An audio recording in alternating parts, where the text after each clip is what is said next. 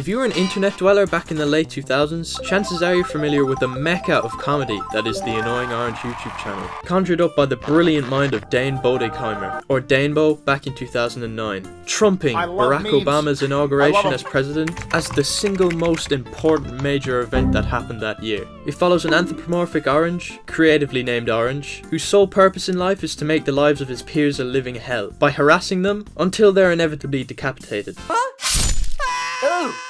The show was incredibly popular, with the original Annoying Orange video sitting at 251 million views. The channel has since accumulated over 11 million subscribers, and rakes in an average of 800,000 views on a daily basis. Which sounds okay, especially considering I get about 7, but the Annoying Orange has completely disappeared from pop culture on YouTube, and is naturally a shell of its former glory, with the likes of I Show Speed now dominating the scene.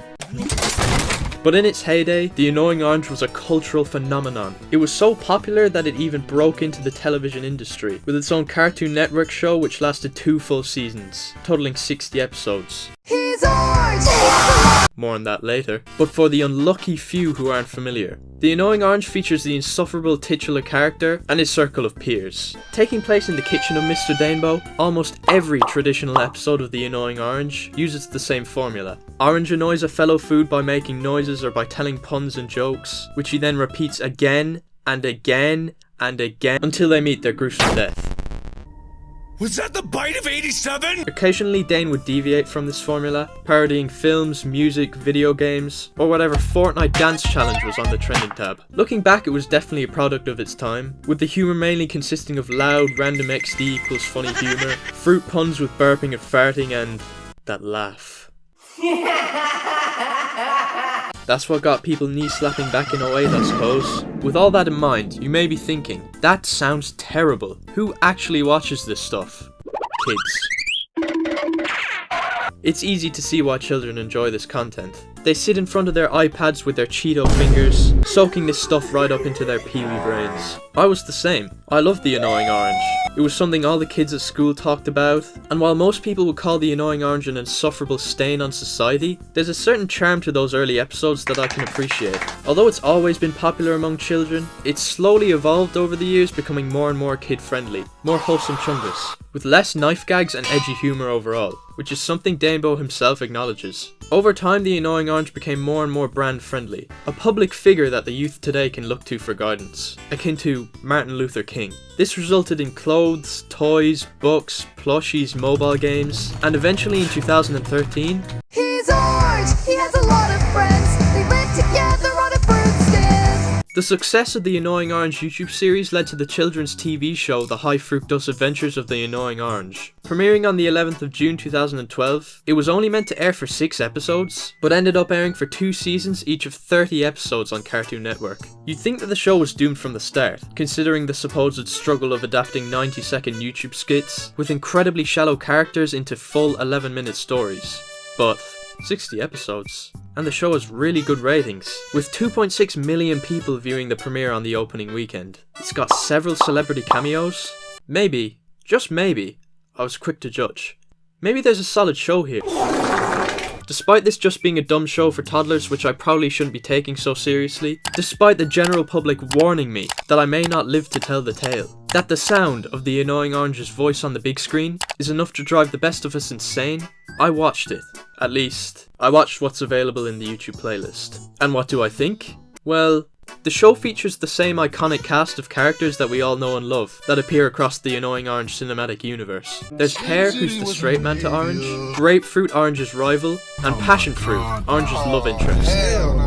And they go on crazy epic adventures. The show's episodic, with each plot being really generic, often parodying other forms of media. They go to space, they're transported into the Me channel, they become superheroes, they do it all. They even do the "I bet you're wondering how I got into this situation" line. They ticked every cliche off the list. But it's fine. I mean, every cartoon ever has done each of those things, but they do nothing different with those concepts. The fact that you're using fruit instead of humans alone does not count as doing something new. For most episodes, you could literally replace the characters with humans and virtually nothing would change. I think it would have been the right way to go if they did what Pixar did with Toy Story and Cars, for example, and went for a what if blank was alive, with each story being more grounded. And I get they kind of exhausted that idea by 2013 over on YouTube, but who cares? Do some of those stories on a bigger budget. You've got proper Shakespearean tier writers. Surely they can think of something. Or maybe split each episode up into a series of shorts, like on the YouTube channel. That way you don't have the issue of filling up the runtime. But no. I could at least tolerate this if the characters weren't so one-note and irritating. Every single one of them is annoying in their own way. It should be obvious that the main criticism that's thrown at this show is that Orange is annoying.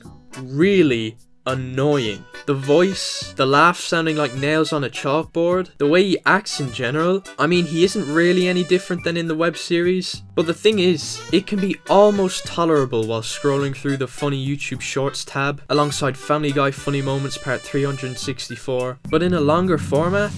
No. The fact that the characters are so irritating means that when a conflict does arise, I do not want them to succeed. Why would I? I watched through an entire 11-minute episode just to be rewarded with... As an Annoying Orange OG fan, I mean I've been there since the very start, I really dislike the use of cutout animation that they go for here, as opposed to using real fruit. I understand that it was probably a necessity, that using real fruit will be limiting, it's a stylistic choice or whatever, but it just looks so bad. And I know the Annoying Orange has never been the most pleasant to the eye, but just look at Orange violently vibrate as he laughs. And tell me you don't want to buy out an entire supermarket's worth of oranges and blend them to the point of unrecognition.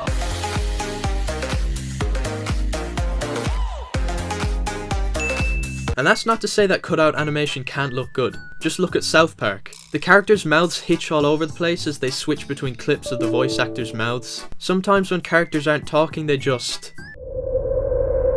It's all just so rigid and mixed with the questionable props and the laughable effects. The whole thing is just unpleasant to look at. And you can say it's bad on purpose, it's a stylistic choice, but just because it's bad on purpose doesn't mean it isn't still bad. And I understand the budget was probably quite low, like I get it, the elixir storage was empty, but that charm that was there for those early Annoying Orange YouTube videos just doesn't translate over here. I have to say, I expected more from the studio who made Elf Bowling the movie, The Great North Pole Elf Strike. Grab your balls.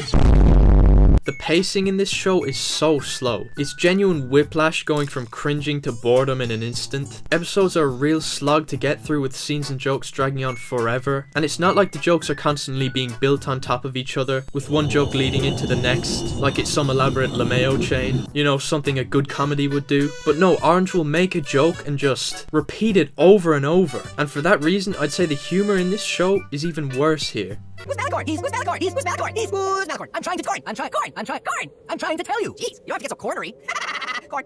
That was 15 seconds of Orange saying the word corn. It's a shame because there are instances of jokes that could be considered funny, but then they just ruin it by dwelling on it for far too long in order to make the 11-minute runtime. Quick side note, but the vegetables are often portrayed as the antagonists within these stories, as there seems to be an everlasting feud between the fruits and the vegetables. This of course is a direct reference to the interconflict of the Montagues and the Capulets of Verona, seen in the Shakespearean play Romeo and Juliet. There's literally a point in the Fruit Vengers episode where Grapefruit commits mass genocide of the vegetable population. I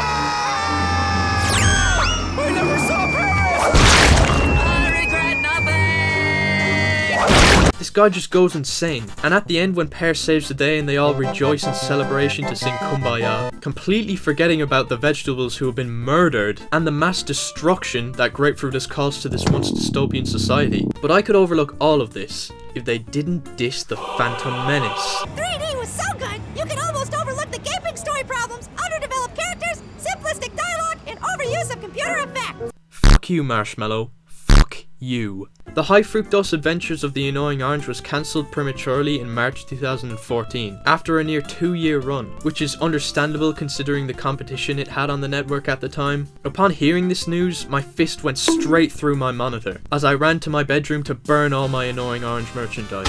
Danebo originally claimed that the reason the series was cancelled was because his studio was shut down. However, in a more recent statement, Dane said, "Unfortunately, I can't talk about the real reason it was cancelled, but trust me, it wasn't because of a lack of popularity, or an inability to translate to a longer form. And while I disagree with the latter, it's hard to argue with Dane. Although ratings slipped in later episodes, the show still maintained better numbers than some cartoons today, which begs the question, why was it cancelled? Share your own game theories in the comments below. I just simultaneously whipped and nade! I gotta say, I think this show was doomed from the start. It was always going to be difficult to create a cartoon with such one-dimensional characters, including an incredibly annoying protagonist, intended for funny shorts on the internet, work in long form. Despite my thoughts, the show isn't aimed at Discord mods like myself. That doesn't mean I can't share my thoughts on it, but there was clearly an audience that was tuning in, and it's pretty cool that some guy who made YouTube videos was relatively successful in his transition into mainstream media, if popularity is anything to go by, even if I personally think it's bad. Wow, what a great video. Like and subscribe if you enjoyed. Trying to overtake Mr. Beast in subs by the end of the year. I think we can do it if we really try. Follow me on Twitter. Bye.